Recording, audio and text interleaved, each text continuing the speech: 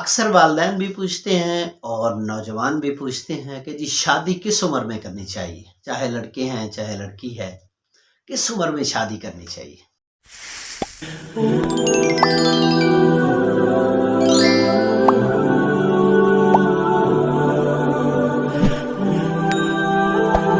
بعض لوگ نبی پاک صلی اللہ علیہ وآلہ وسلم کی شادی کی عمر کو دیکھتے ہیں۔ اعلان نبوت سے پہلے کے سارے اعمال سنت نہیں ہیں، جن میں سے ایک یہ شادی والا بھی ہے۔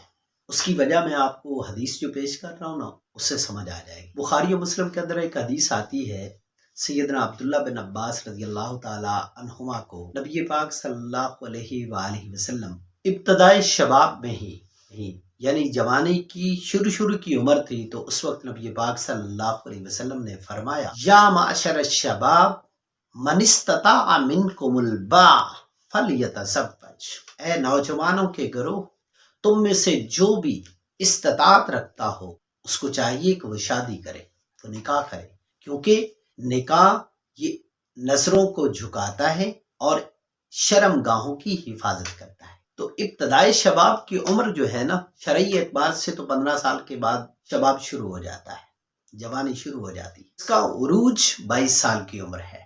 ریاست کے قانون کو بھی سامنے رکھنا ہوگا، جیسا کہ پاکستان کے اندر نکاح کے حوالے سے جو رہنمائی کی جاتی ہے وہ 18 سال کی ہے۔ تو 18 سے 22 سال کی عمر بہترین شادی کی عمر ہے، چاہے لڑکا چاہے لڑکی۔ اور حقیقت یہ بتاؤں کہ یہی عمر اصل محبت کرنے کی ہے، عشق کرنے کی ہے۔ یہاں پہ ایک جملہ محبوب العلماء حضرت پیر سلفکار نقشبندی دامت برکاتہ العالیہ کا ایک عرض کروں گا۔ وہ فرمایا کرتے ہیں کہ لو بیفور میرج، یعنی شادی سے پہلے کی محبت کو اسلام پسند نہیں کرتا، لیکن لو آفٹر میرج، شادی کے بعد کی محبت کو اسلام بہت پسند کرتا ہے۔ اور محبت اصل ہوتی ہی وہی ہے جو شادی کے بعد کی جاتی ہے۔ لوگ پہلے بڑے دعوے کرتے ہیں، لیکن نکاح کے بعد جو محبت کا مزہ ہے وہ پہلے کا نہیں ہے، پہلے تو بدنامی ہے۔ محبت کی عمر بھی یہ 18 سے 22 سال کی ہے۔ حقیقت میں عروج ہوتا ہے محبت کا بھی، محبت کے جذبے کا بھی عروج ہوتا ہے، جوانی کا بھی عروج ہوتا ہے۔ اگر اس عمر میں شادی ہو جائے تو اس کا مزہ ہی اپنا ہے۔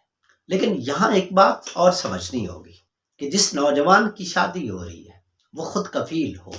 باپ کے اوپر نوجوان کی شادی کرنا اور اس کے بعد کے خرچ کو اٹھانا واجب نہیں ہے۔ وہ اپنی مرضی سے اپنی خوشی سے کر دے تو وہ اس کی مرضی ہے، وگرنہ اس پہ واجب نہیں ہے۔ کرنا اس نوجوان نے ہے جو کچھ کرنا ہے۔ تو اگر تو وہ خود کفیل ہے، یعنی نوکری لگ گیا، کوئی کاروبار اگر اس کا چل پڑا، یا وراثت سے اس کو کوئی حصہ آ گیا، اس کی وجہ سے وہ خود کفیل ہو گیا، اپنی معاشی ذمہ داریاں نبھانے کے قابل ہو گیا، ٹھیک، پھر اس کو رشتہ بھی آسانی سے مل جائے گا۔ اور اگر خود کفیل نہیں ہے، وہ جو شرط حدیث کے اندر آئی ہے نا، من استطاع، کہ جو استطاعت رکھ، اگر خود کفیل نہیں ہے تو پھر اس کو جلدی سے کوئی باپ رشتہ بھی نہیں دے گا جب تک یہ خود کفیل نہیں ہوتا، جب تک یہ ذمہ داریاں پوری کرنے کے قابل نہیں بنتا۔ ایک اور صورت ہے کہ اگر باپ اپنی خوشی سے شادی کے خرچ بھی اٹھا لے اور شادی کے بعد کی ضروریات پوری کرنے کی بھی ذمہ داری کوئی باپ اٹھا لیتا ہے اپنی خوشی سے، تو پھر بھی یہ خود کفیل سمجھا جائے گا، پھر بھی اس کو رشتہ آسانی سے مل بھی سکتا ہے اور یہ شادی والے بندھن میں بن سکتا ہے، اپنی ذمہ داریاں پوری کر سکتا ہے۔ یہ صورت بھی ہے۔ لیکن ایک بات یہاں پہ کرتا چلوں کہ بہت سارے لوگ، ان کی اولادیں خود کفیل ہوتی ہے، ان کے اندر صلاحیت ہوتی ہے، استطاعت ہوتی ہے، لیکن پھر بھی ماں باپ کیا کہتے ہیں؟